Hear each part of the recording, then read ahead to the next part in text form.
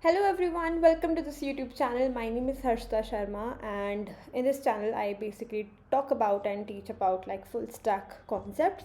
Today in this video we are going to talk about what is the difference between variable versus state variable inside React.js. Okay, so far we have talked about कि state variables क्या होता है, use state hook कैसे use करते हैं, उसका structure क्या होता है, props क्या होते हैं, props के थ्रू हम एक component से दूसरे component में data किस तरह से पास करते हैं, React क्या होता है, what is a functional component, how do we create all of this.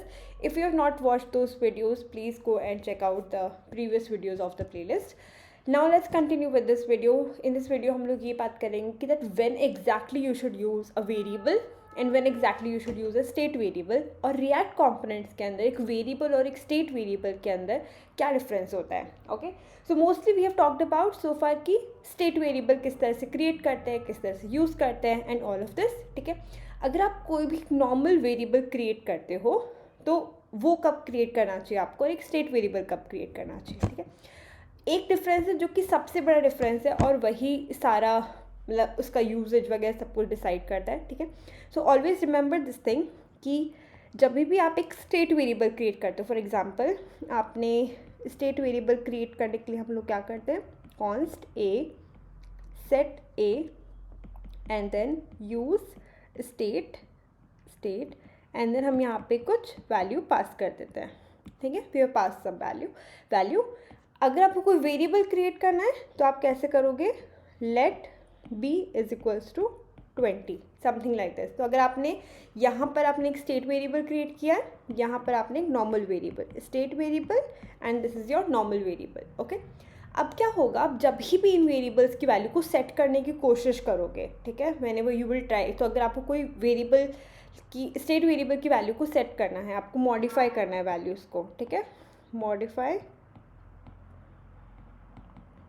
Modify जब आपको करना है वैल्यूज़ को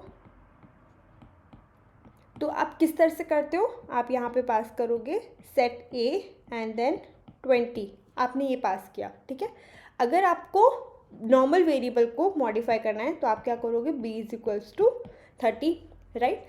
इस केस के अंदर क्या होता है, जब भी आप सेट फंक्शन को कॉल करते हो जो कि बेसिकली आपकी स्टेट वेरिएबल के को मॉडिफाई करता है, उस स्टेट वेरिएबल को अपडेट करता है, तो जो आपका यूआई होता है वो वापस से रेंडर हो जाता है.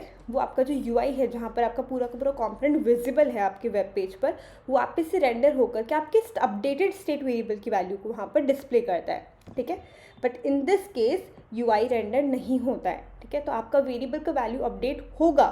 ठीक है, बट वो आपको यूआई के ऊपर, आपकी वेबसाइट के ऊपर, आपके वेब पेज के ऊपर विजिबल नहीं होगा. ठीक है, तो अगर आपको कभी भी कोई ऐसा वेरिएबल क्रिएट करना है जिसका आपको ये पता है कि मेरे यूआई पर यूज़ होगा, यूआई पर अगर हम इसको अपडेट करते तो मुझे चाहिए होगा कि इसकी वैल्यू वहाँ पे अपडेटेड दिखाई दे, never ever create those variables as a variables. ठीक है, अगर आप चाहते हो कि उसकी वैल्यू अपडेट होकर यूआई पर दिखाई दे, create them as a state variable. अगर आपको बस विद इन द कॉम्पोनेंट एक फंक्शन से दूसरे फंक्शन में कोई वैल्यू पास करनी है तो नॉट नेसेसरी कि आपको स्टेट वेरिएबल क्रिएट करो, आप एक नॉर्मल वेरिएबल क्रिएट करके भी उसको यूज़ कर सकते हो. ठीक है, so this is the major difference कि एक स्टेट वेरिएबल के बीच में और एक नॉर्मल वेरिएबल के बीच में क्या डिफरेंस होता है. सो एंड ऑल्सो ये set function, set state function की भी एक डेफिनेशन होती है कि सेट स्टेट फंक्शन क्या करता है, हमेशा आपकी यूआई को रेंडर कर देता है. जब भी आप सेट स्टेट फंक्शन को कॉल करोगे वो अपडेटेड स्टेट वेरिएबल की वैल्यू से यूआई को रेंडर करेगा, आपके वेब पेज को अपडेटेड स्टेट वैल्यू के साथ में वापस से रिफ्रेश करके रीलोड कर देता है.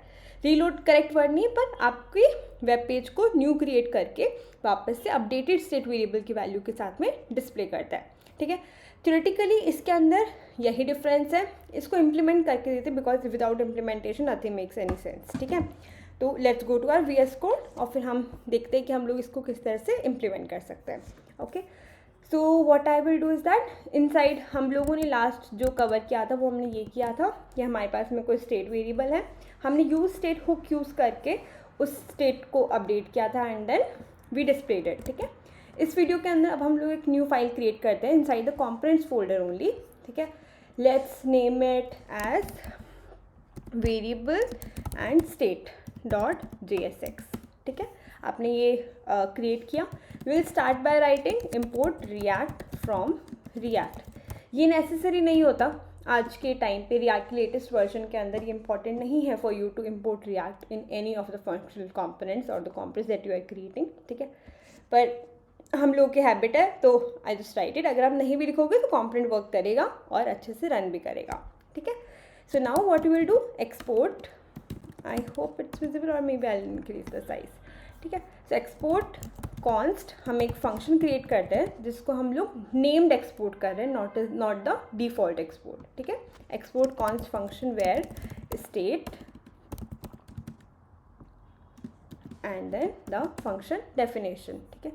Have we made any mistake, const function is not allowed, export function, या सॉरी, ठीक है। कॉन्स्ट हम तब यूज़ करते हैं जब हमको एरो फंक्शंस क्रिएट करने होते हैं, एरो फंक्शनल कॉम्पोनेंट्स क्रिएट करने होते हैं उस सिचुएशन में। फॉर एग्जांपल यहाँ पर अगर मैं लिखती हूँ कॉन्स्ट, देन उस केस में हम लोग फंक्शन नहीं लिखते हैं, हम बस ये लिखते हैं where state and then like this.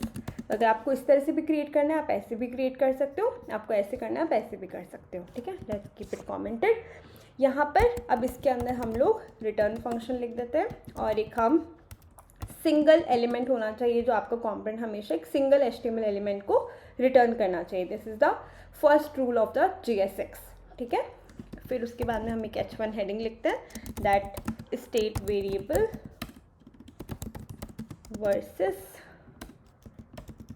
Variable, मतलब हम लोग इस कंपोनेंट के अंदर इसके बारे में स्टडी कर रहे हैं, ठीक है। So now what I will do is that, सबसे पहले हम इसको मेन कंपोनेंट के अंदर रेंडर करते हैं, जिससे हम लोग अंडरस्टैंड कर पाए कि हमारा कंपोनेंट करेक्टली क्रिएट हो गया है या नहीं हो गया है, ठीक है। So your application is already running, अगर नहीं रन कर रही है तो you can simply run npm run dev, ठीक है। उससे आपका कंपोनेंट रन करना स्टार्ट हो जाएगा, okay. So you have your component running now. अब हम लोग क्या करेंगे, we will create 2 type of variables, ठीक है। हम लोग एक क्रिएट करेंगे जो कि नॉर्मल वेरिएबल होगा, another one would be the state variable, okay. जब भी आपको स्टेट वेरिएबल क्रिएट करना है, आपको हमेशा आपको क्रिएट करना होगा, हमेशा यूज स्टेट इंपोर्ट करना पड़ेगा उसके लिए। सो मैं यही करती हूँ, set A and then use state and then मैं उसका वैल्यू सेट करती हूँ 10, ठीक है। यूज स्टेट को मुझे इंपोर्ट करना पड़ेगा, so I will import use state hook from here. ये मैंने इंपोर्ट कर लिया और ये मैंने वेरिएबल क्रिएट कर लिया, ठीक है। Now after this I will create another variable and then I will just give it name as 0, ठीक है। या फिर हम स्टेट वेरिएबल को ये रखते हैं, इसको हम 10 रखते हैं, ठीक है। तो मैं किस टाइप का एग्जांपल क्रिएट करने की कोशिश कर रही हूँ, बेसिकली इज दैट कि हम लोग स्टेट वेरिएबल को इंक्रीज करेंगे विद द बटन क्लिक और हम लोग नॉर्मल वेरिएबल उसको डिक्रीज करने की कोशिश करेंगे विद द बटन क्लिक, ठीक है। So now what we will do is that state हम लोग यहाँ पे करते हैं H2 and then close it and then हम कहेंगे स्टेट वेरिएबल, ठीक है। और यहाँ पे आपका जो भी स्टेट वेरिएबल उसको प्रिंट कर दो, ठीक है। और इसके बाद में हम लोग लगाएंगे बटन जिसके अंदर increment state variable, okay. In the same way जैसे हम लोगों ने स्टेट वेरिएबल के लिए किया है, हम लोग सेम करते हैं फॉर द नॉर्मल वेरिएबल। यहाँ पे हम b प्रिंट करते हैं और फिर हम यहाँ पे लिखते हैं डिक्रीमेंट वेरिएबल, ठीक है। Like this, simple, nothing much, ठीक है। वापस जाके देखते हैं, ए का वैल्यू 0 होना चाहिए, ए का वैल्यू 10 होना चाहिए। Button should be clickable. अभी हमारे यहाँ पे कुछ भी नहीं हो रहा है on the button click, because हम लोगों ने अभी ऑन क्लिक फंक्शन डिफाइन नहीं किया है, ठीक है।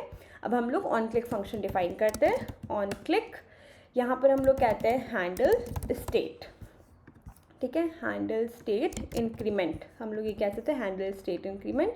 यहाँ पर हम लोग कह सकते हैं on click handle variable decrement, like this, ठीक है। तो ऑलवेज रिमेंबर कि आप जो भी फंक्शंस क्रिएट करते हो उनके हमेशा नेमिंग कन्वेंशंस बहुत ही ज़्यादा अच्छे से और मीनिंगफुल होना चाहिए, जिससे आपको मतलब खुद से बिना पढ़े समझ में आ जाए, मतलब लाइक दैट, ठीक है। हैंडल स्टेट इंक्रीमेंट, ये मैंने इसको डिफाइन किया, ठीक है। अब इसके अंदर हम लोग क्या करेंगे, सेट स्टेट, सॉरी हमारा फंक्शन का नेम है सेट ए, जो भी हमारे ए का वैल्यू है उससे जस्ट +1, दैट्स इट, इससे ज़्यादा कुछ भी नहीं। जो भी हमारे स्टेट वेरिएबल का वैल्यू जैसे ही बटन क्लिक होगा वो वैल्यू +1 हो जानी चाहिए, ठीक है। इन द सेम वे हम लोग ये लिखेंगे फंक्शन हैंडल इस वेरिएबल डिक्रीमेंट, ये फंक्शन की डेफिनेशन स्टार्ट करो, ठीक है। और यहाँ पे आप लिखोगे b = b-1, राइट, हम लोग ये लिख सकते हैं। अभी हमारे को क्या होगा, अभी हम लोग इसको वापस जा करके ब्राउज़र पर चेक करते हैं।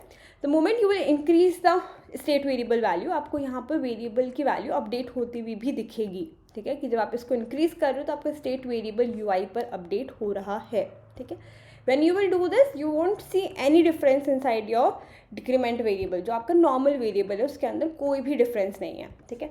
सो व्हाट कैन वी चेक कि क्या वो हमारा वेरिएबल अपडेट हो भी रहा है या नहीं हो रहा है, या फिर हम लोगों ने फंक्शनैलिटी गलत लिखी है। So what we can do, we can simply log our value of B, ठीक है, and then just log B over here, ठीक है। Refresh your page, increment state variable, yes increment हो रहा है। डिक्रीमेंट वैल्यू, यहाँ पे आपको कंटिन्यूसली आपको जो स्टेट वेरिएबल वैल्यू डिक्रीमेंट हो रहा है बट वहाँ पर अपडेट नहीं हो रहा है, ठीक है। So this is the difference between your state variable value versus your variable, ठीक है। तो आपको जब भी ऐसा कोई एप्लीकेशन क्रिएट करनी है जहाँ पे आपको कोई ऐसे वेरिएबल्स क्रिएट करने हैं जहाँ पर उनकी वैल्यूज़ अपडेट होनी चाहिए, यूआई पे रेंडर होनी चाहिए, अपडेटेड वैल्यू रेंडर होनी चाहिए, always create them as a state variable value, otherwise a normal variable. Okay, so that's it for this video. Thank you so much for watching, and please leave a comment in the box below if you like the video, and yeah, that helps me to motivate to create more such videos. And yeah, that's it. Thank you so much for watching.